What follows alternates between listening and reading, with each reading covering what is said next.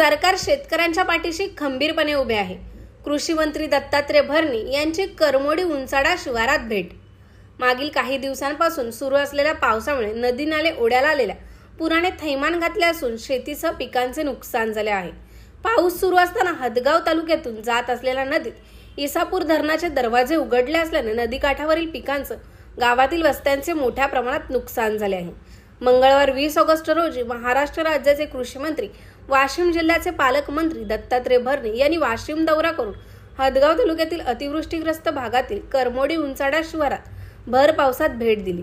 यावेळी आमदार कोहळीकर, माजी खासदार वानखेडे यांनी तालुक्यातील नुकसानीची माहिती देत तात्काळ मदतीची मागणी केली।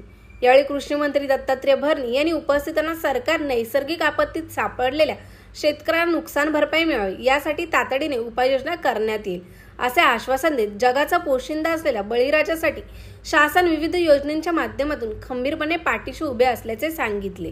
यावेळी आमदार बाबूराव कदम कोहळीकर, माजी खासदार सुभाषराव वानखेडे, जिल्हाधिकारी राहुल कर्डिले, जिल्हा कृषी अधिकारी डॉक्टर नीलमकुमार महावीर येतवडे, उपविभाग अधिकारी अविनाश कांबळे, तहसीलदार सुरेखा नांदे, गटविकास अधिकारी कैलास बळवंत, तालुका कृषी अधिकारी सदाशिव पाटील, शिवसेना जिल्हा प्रमुख विवेक देशमुख, भाजपा जिल्हाध्यक्ष किशोर देशमुख, राष्ट्रवादी जिल्हाध्यक्ष बाळासाहेब पाटील रावणगावकर, एकनाथ पाटील, अनिल पाटील बाबळीकर, तातेराव आकोडे पाटील, संदेश पाटील हडसणीकर, शिवसेना महिला जिल्हा प्रमुख शीतल भांगे पाटील, निळू पाटील कल्याणकर, अमोल पाटील रुईकर, व्यंकटेश पाटील निर्मळ, बबनराव माळोदे, अक्षय पवार बामणीकर, तालुका प्रशासनाचे अधिकारी, कर्मचारी वर्ग, राजकीय क्षेत्रातील मंडळी, शेतकरी बांधव उपस्थित होते।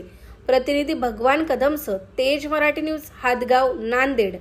गेली 5-6 दिवस या राज्यामध्ये खूप मोठी अतिवृष्टी होत आहे, खूप मोठा जोरात पाऊस पडत आहे आणि राज्यामध्ये आपल्या सगळ्यांना माहिती आहे की त्यामध्ये सगळ्यात जास्त फटका हा नांदेड जिल्ह्याला बसलेला आहे। जर आपण विचार केला तर एकूण जो फटका बसलेला आहे साधारणतः राज्यामध्ये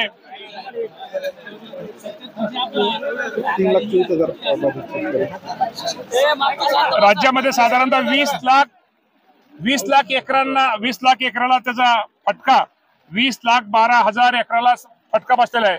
20 लाखामधले साधारणतः 7,13,000 एकर क्षेत्र हे एकट्या फक्त नांदेड जिल्ह्यामधले।